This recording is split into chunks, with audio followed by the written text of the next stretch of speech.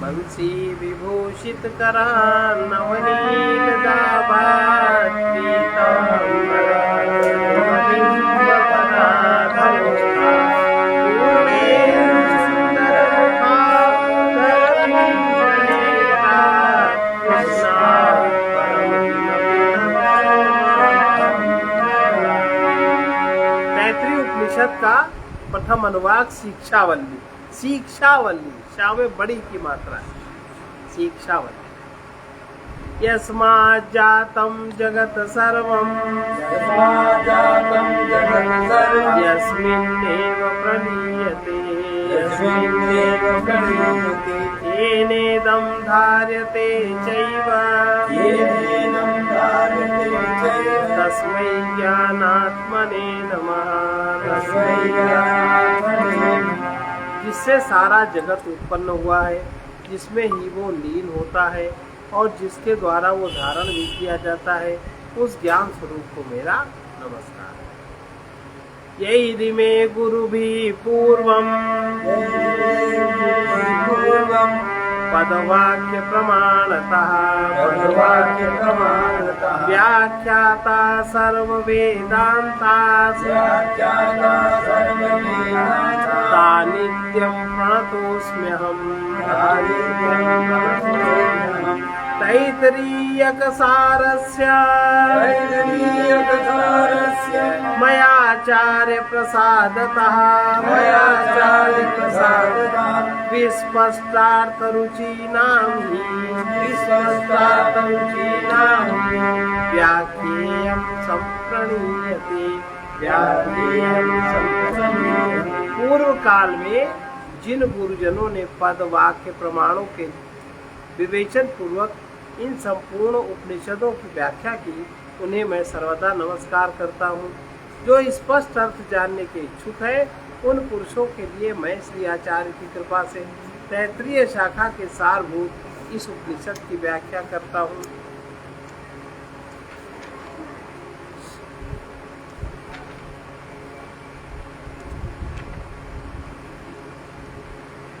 शिक्षावल्ली का शांति पाठ। ओम शं नो मित्रः शं वरुणः शं नो भवत्वयर्मा शं नो इन्द्रो बृहस्पतिः शं नो विष्णुरुक्रमः नमो ब्रह्मणे नमो वायो त्वमेव प्रत्यक्षं ब्रह्मासि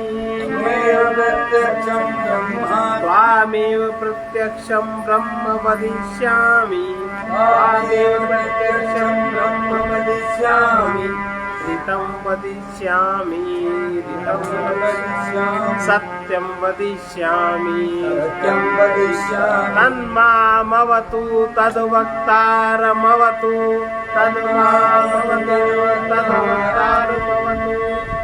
अवतु माम् अवतु वक्तारम् अवतु वक्तारम्। ओम शांति शांति शांति। प्राण वृत्ति और दिन का अभिमानी देवता मित्र सूर्यदेव हमारे लिए सुखकर हो। अपान वृत्ति और रात्रि का अभिमानी वरुण हमारे लिए सुखावाह हो। नेत्र और सूर्य का अभिमानी देवता रमा हमारे लिए सुखप्रद हो। बल का अभिमानी इंद्र तथा वाक और बुद्धि का अभिमानी देवता बृहस्पति हमारे लिए शांतिदायक हो, तथा जिसका पाद विक्षेप बहुत विस्तृत है, वो पादाभिमानी देवता विष्णु हमारे लिए सुखदायक हो। ब्रह्म रूप वायु को नमस्कार है। हे वायु, तुम्हें नमस्कार है। तुम ही प्रत्यक्ष ब्रह्म हो, अतः तुम्ही को मैं प्रत्यक्ष ब्रह्म कहूँगा। तुम्ही को ऋत का अर्थ होता है शास्त्रोक्त निश्चित अर्थ मैं कहूँगा, क्योंकि वाक और शरीर से संपन्न होने वाले कार्य भी तुम्हारे ही अधीन है, इसलिए तुम्ही को मैं सत्य कहूँगा। अतः तुम विद्या दान के द्वारा मेरी रक्षा करो। ब्रह्म का निरूपण करने वाले आचार्य की भी उन्हें वक्तृत्व सामर्थ्य देकर रक्षा करो, मेरी रक्षा करो और वक्ता की रक्षा करो। आदि भौतिक, आध्यात्मिक, आदि दैविक तीनों प्रकार के तापों की शांति।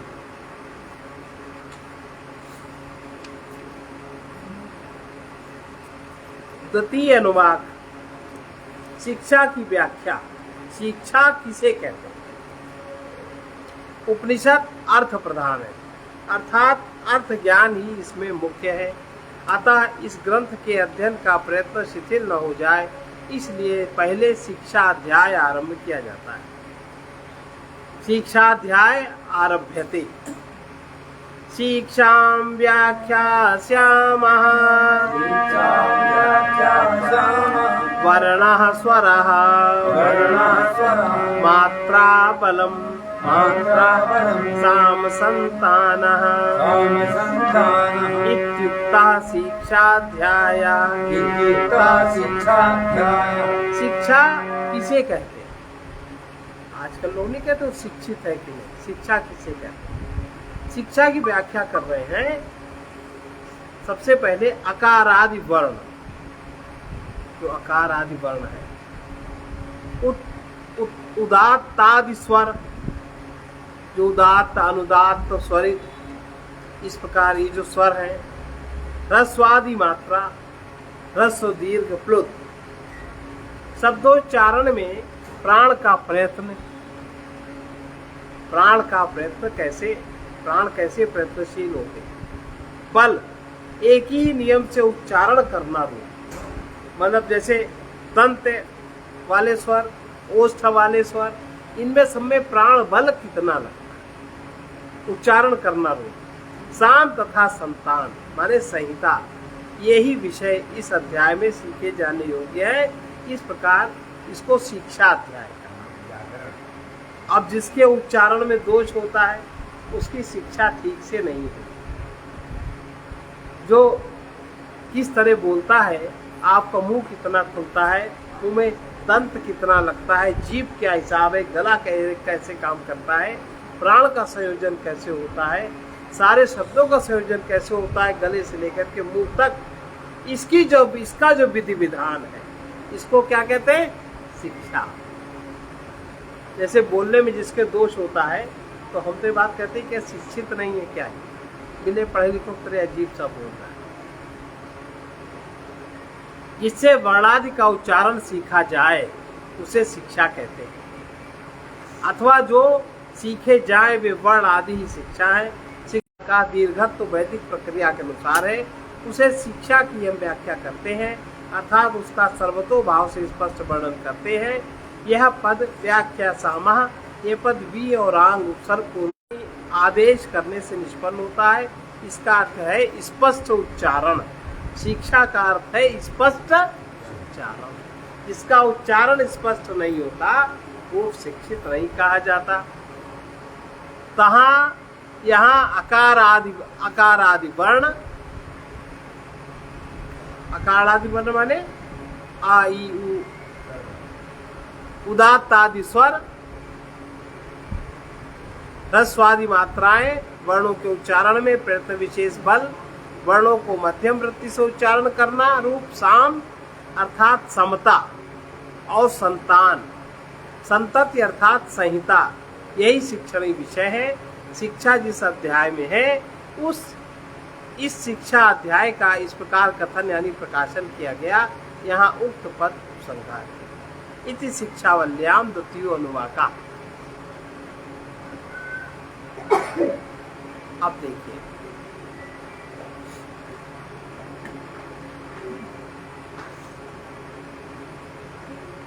पांच प्रकार की संहितोपासना। जो संहिता है वो पांच प्रकार की कही जाती है। अधुना संहितोपनिषदुच्यते, अधुना संहितोपनिषदुच्यते। अब संहिता संबंधी उपनिषद माने उपासना कही गई। संहिता क्या है उसको बता, ये थोड़ा ध्यान देके सुनने का है। सहनौ यशा सहनौ ब्रह्म वर्चसम् अथातः सगंहिताया उपनिषदम् अथातः सगंहिताया उपनिषदम् व्याख्यास्यामः पंचस्वधिकरणेषु अधिलोकम् अधिज्योतिषमधि विद्यमधिप्रजमध्यात्ममं तामहासह गंहिता इत्याचक्षते अथादिलोकं पृथ्वी पूर्वरूपं द्यौरुक्तरूपं आकाशः संधि। ये एक मंत्र है। आकाशः संधि, संधि माने जोड़, आकाश में ही होता है। वायु संधानम इत्यधिलोकम अथाधिज्यौषितम अग्निः पूर्वरूपम आदित्य उत्तरूपम आपः संधि वैद्युतः संधानम इत्यदि ज्योतिषम अथादिविद्यम आचार्यः पूर्वम। ये दूसरा मंत्र हुआ। अन्ते वास्युत्तर रूपम विद्या संधि प्रवचनगं संधानम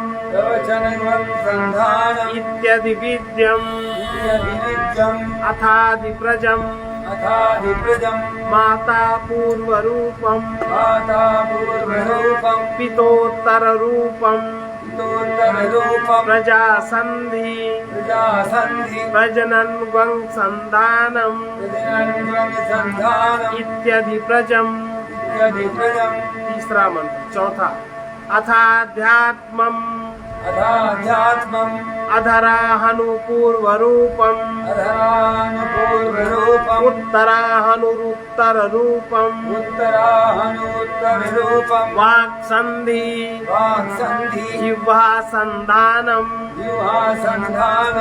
इत्यध्यात्मम इमा महासंगंहिताय एवमेता महासंगंहिता व्याख्याता वेद संदीयते प्रजया पशुभिः ब्रह्मवर्चसेनान्नादेन सुवर्गेण लोकेन।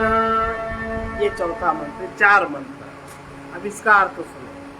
हम शिष्य और आचार्य दोनों को साथ साथ यश प्राप्त हो, हमें साथ साथ ब्रह्म तेज की प्राप्ति हो, क्योंकि जिन पुरुषों की बुद्धि शास्त्र अध्ययन द्वारा परिमार्जित हो गई है वे भी परमार्थ तत्व को समझने में साथ साथ समर्थ नहीं होते।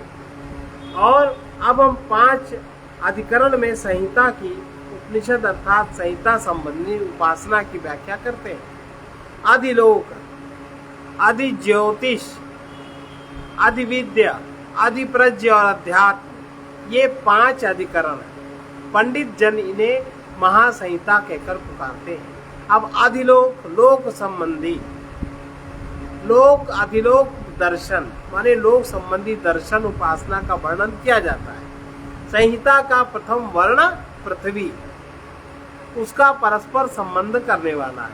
अधिलोक उपासक में संहिता में इस प्रकार की दृष्टि करनी चाहिए। यह अधिलोक दर्शन कहा गया। इसके अनंतर अधिज्योतिष दर्शन कहा जाता है। यहाँ संहिता का प्रथम वर्ण अग्नि है, अंतिम वर्ण द्युलोक है, मध्य भाग जल है और विद्युत संधान है। अधिज्योतिष उपासक को संहिता में ऐसी दृष्टि करनी चाहिए। यह अधिज्योतिष दर्शन कहा गया। इसके पश्चात अधिविद्य दर्शन कहा गया। इसकी संहिता का प्रथम वर्ण आचार्य है, अंतिम वर्ण शिष्य है, विद्या संधि है, प्रवचन माने प्रश्नोत्तर रूप से निरूपण करना संधान है। ऐसी अधिविद्य उपासक को दृष्टि करनी चाहिए। ये विद्या संबंधी दर्शन कहा गया। इससे आगे अधिप्रज्ञ दर्शन कहा गया। यहाँ संहिता का प्रथम वर्ण माता है, अंतिम वर्ण पिता है, प्रजा संतान संधि है और प्रजनन ऋतु काल में भार्यागमन संधान है। अधिप्रज उपासक को ऐसी दृष्टि करनी चाहिए। यहाँ प्रजा संबंधी उपासना का वर्णन किया गया है। इसके पश्चात आत्मदर्शन कहा जाता है। इसमें संहिता का प्रथम वर्ण नीचे की हनु, नीचे के ओठ से ठोडी तक का भाग, और अंतिम वर्ण ऊपर का हनु, ऊपर के ओठ से नासिका तक का भाग, वाणी संधि है, जिह्वा संधान है। ऐसे अध्यात्म उपासक को दृष्टि करनी चाहिए। यह अध्यात्म दर्शन कहा गया। इस प्रकार ये संहिताएं कहलाती हैं। जो पुरुष इस प्रकार व्याख्या की हुई इन महासंहिताओं को जानता है, अर्थात इस प्रकार उपासना करता है, वो प्रजा, पशु, ब्रह्मतेज, अन्न, स्वर्गलोक से संयुक्त किया जाता है, अर्थात उसे इन सबकी सहज ही प्राप्ति हो जाती है, जो इस चीज को जानता है।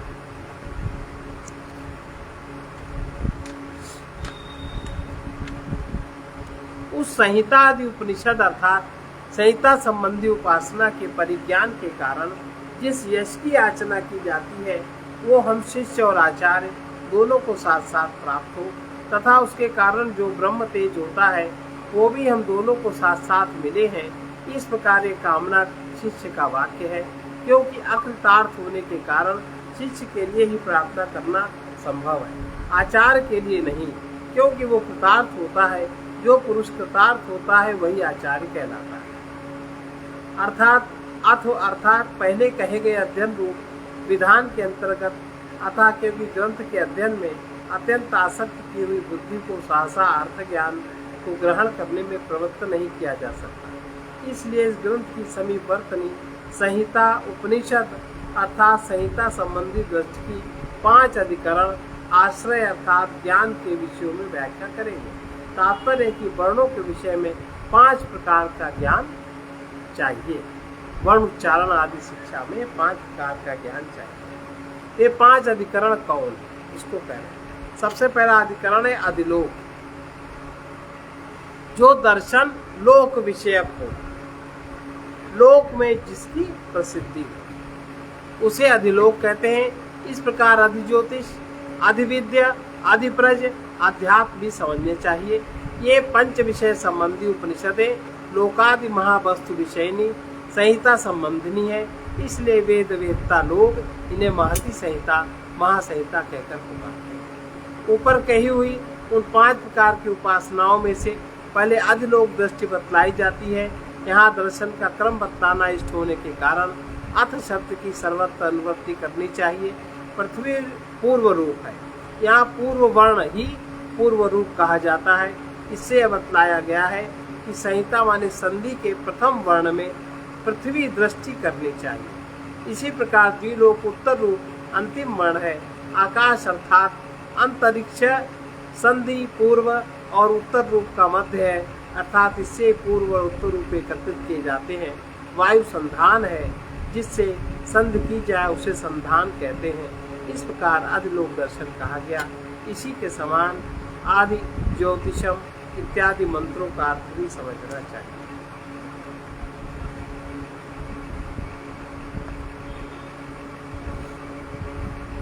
इति और इमा इन शब्दों से पूर्वोक्त दर्शनों का परामर्श किया जाता है। जो कोई इस प्रकार व्याख्या की हुई इस महासंहिता को जानता है अर्थात उपासना करता है। यहाँ उपासना का प्रकरण होने के कारण वेद शब्द से उपासना समझना चाहिए, जैसा कि इति प्राचीन योग योपास्व आगे कहे जाने वाले वचन से सिद्ध होता है। शास्त्रानुसार समान प्रत्यय के प्रवाह का नाम उपासना है। वो प्रवाह विजातीय प्रत्ययों से रहित शास्त्रोक्त आलम्बन को आश्रय करने वाला होना चाहिए। लोक में गुरु की उपासना करता है, राजा की उपासना करता है इत्यादि वाक्यों में उपासना शब्द का अर्थ प्रसिद्ध है। जो पुरुष गुरु आदि को निरंतर परिचर्या करता है वही उपासना करता है, ऐसा कहा जाता है।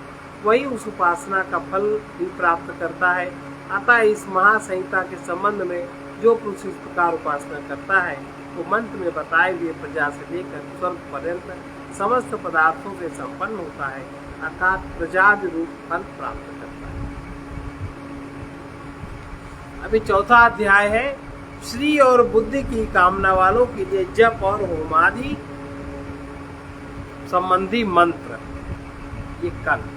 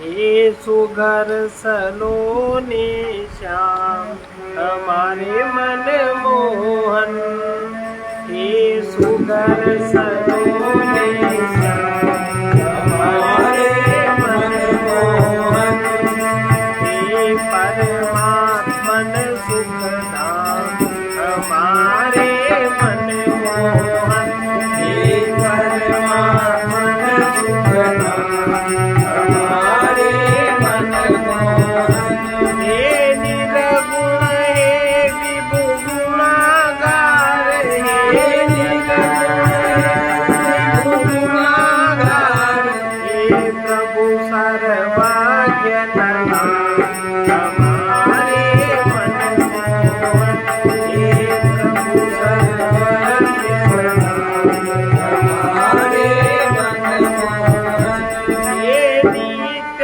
निरंजन हे निष्क्रिय, हे नित्य निरंजन हे निष्क्रिय हो तुम निर्भय निष्काम हमारे मन मोहन, हो तुम निर्भय निष्काम हमारे मन मोहन, हे सुघर सलोने श्याम हमारे मन मोहन, हे सुघर सलोने श्याम हमारे मन मोहन, हे करुणामय अविचल अव्यय, हे करुणामय अविचल अव्यय, अतुलित अनुपम अभिराम हमारे मन मोहन, अतुलित अनुपम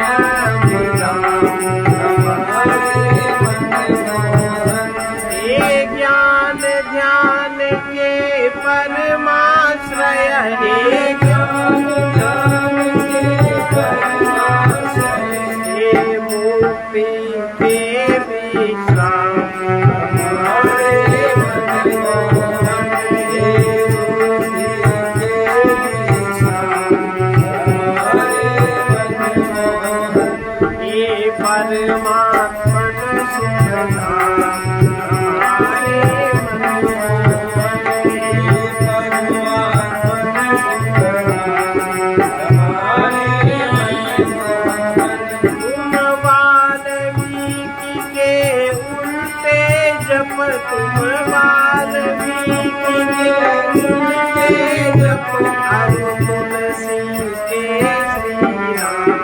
हमारे मन मोहन, अरु तुलसी के श्री राम हमारे मन मोहन, हे परमात्मन सुख धाम हमारे मन मोहन, हे परमात्मन सुख धाम हमारे मन मोहन, तुम मीरा के गिरधर गोपाल, तुम मीरा के गिरधर गोपाल, हे सूरदास के श्याम हमारे मन मोहन, हे सूरदास के श्याम हमारे मन मोहन, हे सुघर सलोने श्याम हमारे मन मोहन, हे सुघर सलोने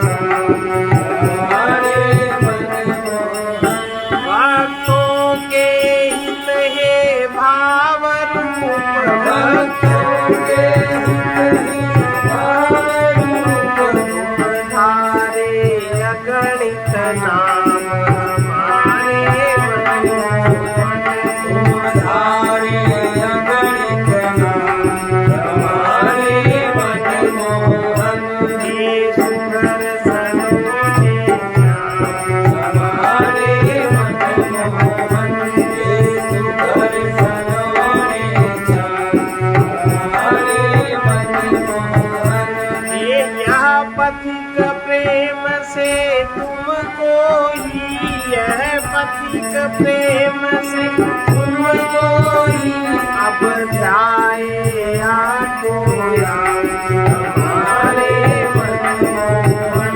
अब जाए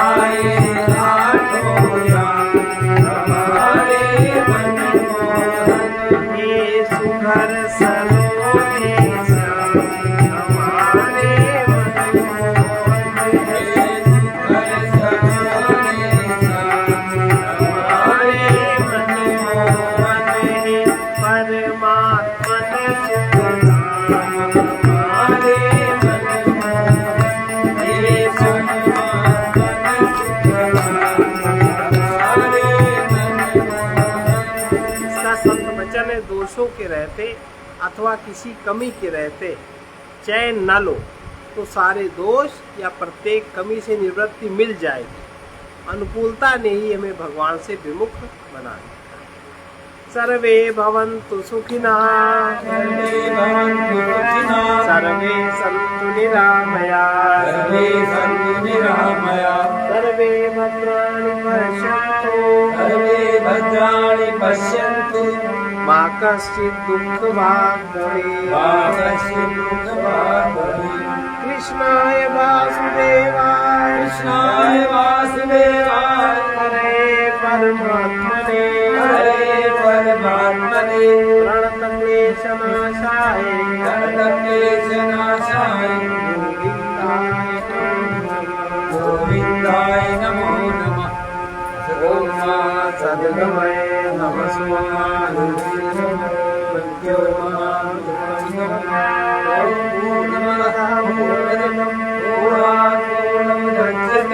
पूर्णस्य पूर्णाय पूर्णमेवावशिष्यते। ओम शांति शांति शांति।